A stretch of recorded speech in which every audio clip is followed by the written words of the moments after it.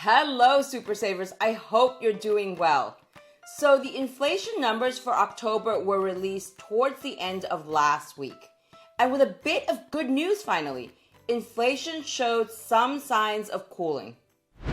In today's video, I'll go through what the highlights were from the October inflation report, what this could mean for T-bill rates, and whether this has impacted our T-bill ladder, plus what this could mean for I-bond rates in the coming months. This table here shows the Consumer Price Index for all urban consumers, CPIU, for all items for October 2021, September 2022, and October 2022. And here, you can see that CPIU increased by 7.7% year over year. According to the Bureau of Labor Statistics, this year-over-year 7.7% increase was the smallest 12-month increase since the period ending January 2022, or so to say, the smallest 12-month increase so far this year. From September 2022 to October 2022, CPIU increased by 0.4% month over month. The index for shelter contributed over half of the monthly all items increase, with the indices for gasoline and food also increasing. This 7.7% year-over-year increase was good news for the market, the Fed, and the government, as most industry experts were predicting a slightly higher number, closer to 7.9%.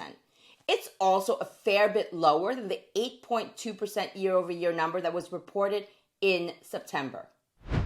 And that's why the markets rallied after the recent October inflation report, because better than expected inflation numbers imply that the Fed's recent rate hikes may have finally started to work, that consumer prices may stop soaring, and more importantly, that the Fed may slow down the pace of its rate hikes and hit the brakes a bit less hard on the economy, and that we all may potentially sidestep a full-blown recession. In fact, this market exuberance hit the 4-week and 8-week T-bill auctions a few hours later, but not in a positive way for investors. Both did auction off above 3.6%, so still good rates, but for the first time in recent months, the 4-week and 8-week T-bills auctioned off at slightly lower investment rates than the prior week. Now, is the market celebrating this everything is getting better party a bit too soon? In my mind, probably yes. Inflation may have cooled for 1 month, but it's 1 month's worth of data. Powell himself said in the Fed meeting earlier this month that they need to see inflation coming down, and good evidence of that would be a series of down monthly readings, amongst other factors. These numbers from the October inflation report may indicate that inflation is easing, but there's still a way to go to get to the Fed's target inflation rate of 2%. And if we look at core inflation, which is what some policymakers like the Fed use to assess inflation, year over year for the period ending October 2022, core inflation increased by 6.3% and month over month by 0.3%. Again, and at the danger of repeating myself once too often, all these readings came in a bit below market expectations and provided temporary relief for the markets. But these core inflation numbers also show that we're still far off from the Fed's 2% inflation goal. So rates will continue to have to go up if the Fed wants to hit its target. They just may go up a bit slower. Now, a word about the overall inflation rate versus core inflation. The reason some policymakers prefer to use core inflation rather than the full CPIU as a metric for rising consumer prices is because core inflation strips out the typically most volatile food and energy categories, thereby allowing them to better assess overall inflation trends. True and fair for assessing long-term trends, but really not that helpful if you try to assess the impact on your own wallet, especially since food and energy appear to be the key contributors to much of the rising costs in our daily lives right now. This chart from CNBC really brings home how much food and energy prices have increased between October 2021 and October 2022.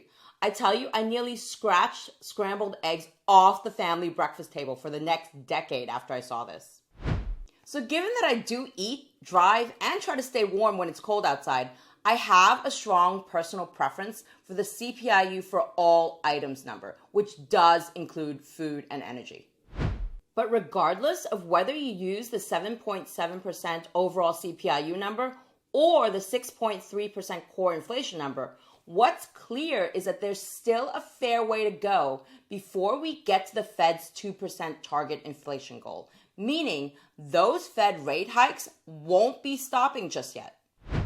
And even if this latest inflation report and the other reports to come later this month, such as the retail sales report and the employment report, even if these reports may potentially give the Fed enough reason to slow down rate hikes to 50 basis points from the recent levels of 75, that still means interest rates are headed north, albeit at a slower pace than previously anticipated. So enjoy the market rally for now for those of you that are enjoying it. And don't get me wrong, I love seeing the market go up. Most of our retirement holdings are in equities, but I've also lived through enough market ups and downs to know that I shouldn't overreact to one or even two positive or negative reports. With inflation readings still higher than the Fed's target 2% goal, the Fed will need to continue raising rates, as we've just concluded. And higher interest rates means higher T-bill rates overall. So for those of you who are laddering your T-bills and basically buying new issue T-bills at regular intervals like we're doing, you should continue to see higher T-bill rates on your new purchases for at least the next several months while the Fed keeps up with its rate hikes. Now, on a week-to-week basis though, you may find that T-bill rates are not going up as quickly as they have been in recent months, given the uncertainty around how high and how fast the Fed will move with their rate hikes. And you may even find that there are some weeks when the new T-bill rates at auction go sideways or perhaps even dip a bit from the previous week's auctions if there's an inflation, retail, employment, and or other reports showing that inflation is cooling. As I mentioned earlier in the video, we already saw this happen with the most recent 4 and 8 week T-bill auctions. Just as stocks fluctuate based on market expectations, T-bill prices at auction and in the secondary market can also fluctuate based on market expectations and the balance of supply and demand every day. And given the up and down inflation readings we're getting from month to month currently, it's unlikely that new issue T-bill prices will keep going up every week as they've been doing in recent months. And for those of you who are planning on switching to longer term notes, I know quite a few super savers have commented that they plan on making the switch when rates hit about the 5% level. You should also keep in mind that the current increased uncertainty about inflation easing or not, as well as the uncertainty regarding the speed and level of Fed rate hikes, means that it may take longer to reach that 5% than you had originally anticipated. So in a nutshell, T-bill fans, this latest inflation report hasn't changed our T-bill laddering strategy yet, as we described in this video here from a few weeks earlier. We still think that interest rates will continue to go up, even though maybe a bit slower at some point. And as long as they keep going up, laddering remains our strategy of choice. As with every new reinvestment, we'll continue to buy into new, higher yielding instruments. Inflation may be easing potentially or not. I'm going to wait and see what the next several Fed meetings and inflation readings show. For now, we're still laddering into 13-week T-bills.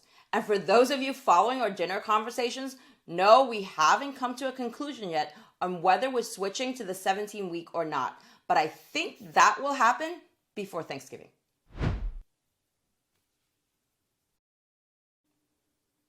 Here are the two most common questions I've had recently about I-bonds and the Fed rate hikes.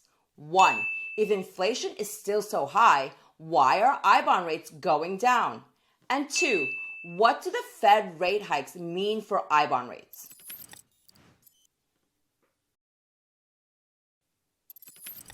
So many of you have seen this I-bond rate formula before, and in particular, these inflation rate components here. For I-bonds, the annualized inflation rate is currently 6.48%. I've excluded the fixed rate in this instance because we're just focusing on the inflation rates. Now, the official CPI-U headline inflation rates that you see in the media and Bureau of Labor Statistics reports show, as stated earlier, that the annual inflation rate was 7.7% in October 2022 and 8.2% in September 2022. For the rest of this illustration, I'm going to use the official CPI-U headline inflation rate of 8.2% in September, not the one in October, because this annualized I-bond inflation rate was also based off of this September CPI-U reading. So the reason the official CPI-U headline inflation rate differs from the I-bond inflation rate is this. The CPI-U headline inflation rate directly measures the price changes over a 12-month period. The I-bond inflation rate, however, is calculated in a more complex way. It's first measured over a specific 6-month period and then multiplied by 2 to get to an annualized rate. Remember that the I-bond inflation rate is adjusted every 6 months. And currently, the annualized I-bond inflation rate is lower than the full 12-month official CPI-U headline inflation rate for September. What this lower I-bond inflation rate versus official CPI-U headline inflation rate indicates is that during the last 6-month period, the speed at which prices were rising, the rate of change in inflation, has been slowing down. If it hadn't slowed down, the annualized I-bond inflation rate calculated from the official CPI-U headline inflation rate of 8.2% in September would have been closer to or possibly even above this 8.2% here.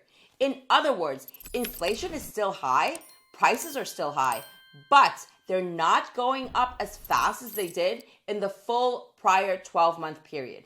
And that's why I-bond rates have come down.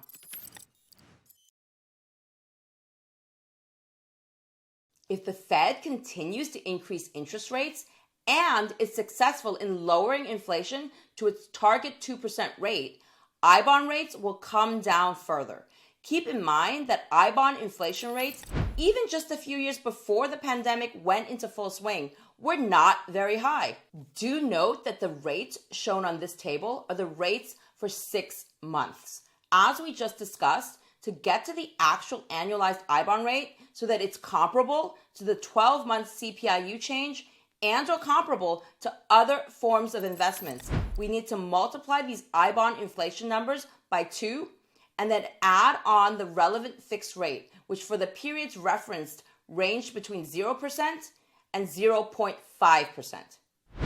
Inflation hovered around the 2% level for many, many years before COVID hit. So it shouldn't come as a surprise that it may at some point go back down to that level, especially given the Fed's current emphasis on reaching this 2% target inflation rate. Check out this video here for a recap of the Fed's latest meeting and developments in the Treasury market.